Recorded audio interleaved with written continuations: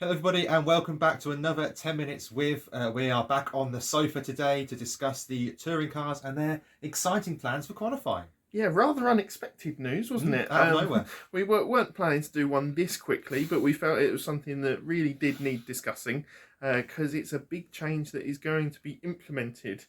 Do you want to try and take us through it first of all? Yeah, I mean, it's the great meme or clip of the Top Gear Racing trying to explain how point scoring works. Yep. Why does 1 and 2 equal 4? It doesn't because of B. Yeah, anyway, so effectively, we have had in the past basically 30 minutes to set a time, and whoever's top of that goes to the top of the grid. And occasionally we've had 20 minutes and then a top 10 shootout, but only at selected tracks. Yep. That's gone completely out the window for the 2024 season, and we're going to be having 3 qualifying sessions similar to the F1, Q1, Yeah. Q2, and Q3. For Q1, they'll be split into 2 groups. So you have the even numbers from FP2, so your 2, 4, 6, 8, etc., and your odd numbers from FP2, 1, 2, 3, etc. And they'll be in 2 separate groups to compete a 12-minute session. It's 12 minutes, isn't it? 10 minutes. 10-minute session. Yep. It's 12 cars, 10 minutes. And the top 6 cars from each of those sessions will then go through To another session. of 12. Yep. For another 10 minutes. Yep. So we'll have the full grid down to 12 cars. Then we'll go into a final session where the top 6 cars from Q2 go into the final session to qualify for who gets the top 6 spaces. So we go from the full grid into 12, into 6 to set the grid. Yeah, which is going to be, I think, seeing it in action, I think is going to be a lot easier than trying to explain it like this. People will have their own ideas about it. I'm quite surprised that they've completely scrapped what we were doing last year for some of the races. Having that top 10 shootout I thought worked quite nicely. We've seen it in F1, and we probably will refer to this because it's the closest comparison that we've seen, certainly. I know other people on social media have been talking about IndyCar and this sort of setup that they've got. But having those 3 sessions, effectively having drivers knocked out and not taking part in the next session, I like it. that's the only thing we can really compare it to, isn't it? I like it. It also gives FP2 a little bit more prominence because it means we're going to see more teams doing qualifying dry runs in FP2.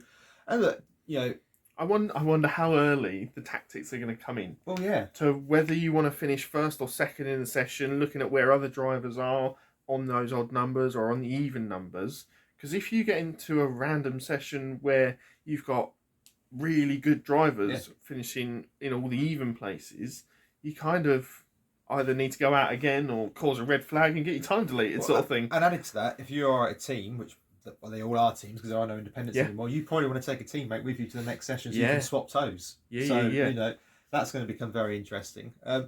I personally, I lay the cards on the table early. I love the idea. I think we have complained as well as others online that the sport is going stale and has been stale for a couple of years. This is a really big shake-up. People don't like change. There are people who are against it. That's fine. You don't all have to agree, obviously. But for me, this gives a bit more prominence to FP2 in particular, because in the touring cars, FP1 and FP2 are basically meaningless. They don't, they don't really do anything. FP1 is a warm-up session, making sure all technical bits are working. Yeah. And FP2 is a little bit more for setup. But yeah, once you get into it, I think for the visitors on a Saturday as well, it will make it more interesting and more interactive, and you'll have to keep up with that FP2 session much closer. More work for us. Yes. We might have to do a separate Saturday podcast now for qualifying, but I think I do have some gripes of it because I always do. Of course you do. I always do. I think first of all, my biggest gripe, well, one of my worries is, and you're probably going to relay this for me, is that this is now going to take well over an hour to do qualifying for on the Saturday. Does that come at the cost of a support race? Because obviously on the Saturday we have some of the support racing doing races. We never get to see what the results are anyway because of the way the coverage works. But does that mean we're going to lose either a series from the package or have a package reduced in terms of their races so we can have the touring cars? Because let's be honest, there'll be red flags. It's going to take an hour and a half, possibly 2 hours on some occasions to get the qualifying done.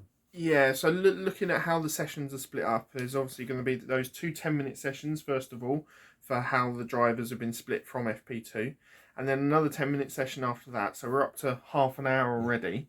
And then that final 10-minute session for that 6-car shootout. So we're looking at 40 minutes of pure session time.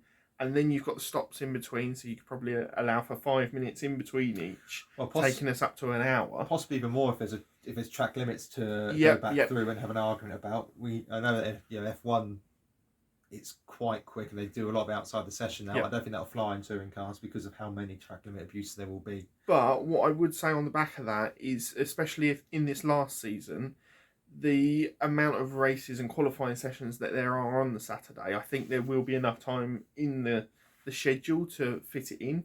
Normally we see the Saturdays finish earlier. So it may be a case of the session starts a bit earlier and we finish a bit later, up closer to the curfew, basically.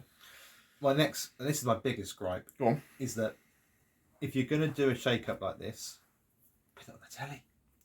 Yeah. I can't, for the life of me, understand. You've made some fair and good points about contracts and pre-existing agreements, etc. But I can't see why. And as I understand at the minute, the Saturday will only be streamed on ITV still, which means that we won't get the FP1 or FP2s. No.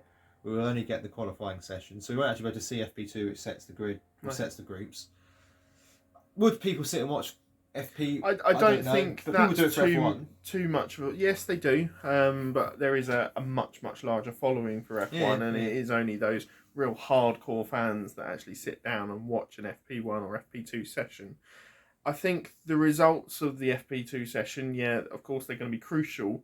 How that comes about, I'm not sure people will be overly bothered about. No, that's as long as they can see what that split is going to be going into that qualifying that's session. Fair. But to not then have Q1, 2 and 3 on the telly, to me, is bonkers, because not everybody has... I know it's an odd thing to say in 2020, but not everybody does have access to to a computer or to the internet at all times. We're lucky enough that we have fairly good data deals on our phones that we can, if we're out and about, watch it and stream it. But not everybody does. And then if you want the following, I know TCR have moved on to YouTube, I know we've moved on to YouTube as well, and you're seeing us through that medium, hopefully, as we speak. But I don't quite fully understand why they've blocked out such a large portion of the audience, which, race day isn't on YouTube. Race day is only on ITV4. Yeah. So why is qualifying not on ITV4? As I've said before we started all of this, I think it may well be down to the contracts at the moment. I think this is a good medium to go into to see what the viewers are going to think, how many streams that you're going to get of people watching it live, how many people are going to watch it back, will then give them a good idea to go into new contract negotiations with ITV, we assume, on a deal going forward and possibly looking at televising those Saturday sessions. Yeah. Or just qualifying. But from ITV's point of view, they're missing out on lots of sponsorships for donkeys by not showing up on the Saturday. They can double up their donkey revenue. That's my biggest problem with it, is that we're trying to grow the sport, and in some ways this feels so British touring cars, in that here's something on the one hand that's great, but I'm just going to pull it back a little bit on this hand. It just feels typical for the way the sport is at the minute, is that Would you like to hear what our Lord and Saviour, Mr. Alan Gow, has said about it? Always like to hear what Alan So Gow his says. quote on the article was, "We're always looking to bring further energy to the championship, but it is also important that the competitive integrity remains." Oh yeah, definitely. So I believe our new Quick Six format will help bring a heightened blend of competitiveness and intensity to the BTCC qualifying. As well, it helps the drivers by reducing the amount of cars on track during all three of the qualifying segments. Which I think is a really good point, especially at tracks like Knock Hill or Brands Indy, where drivers are always complaining, I didn't get my lap in, there was traffic, there was this, there was that. It gives drivers less place to hide in one way. It does, I agree with you on that. I think that is a good point, and I think that they've approached that sensibly. Yeah. I also think that hopefully if something bold on the Saturday works, it might lead to something bold on the Sunday being introduced, because the format's not changed for... Yet. The Sunday format hasn't yet changed since we started watching it in 2005.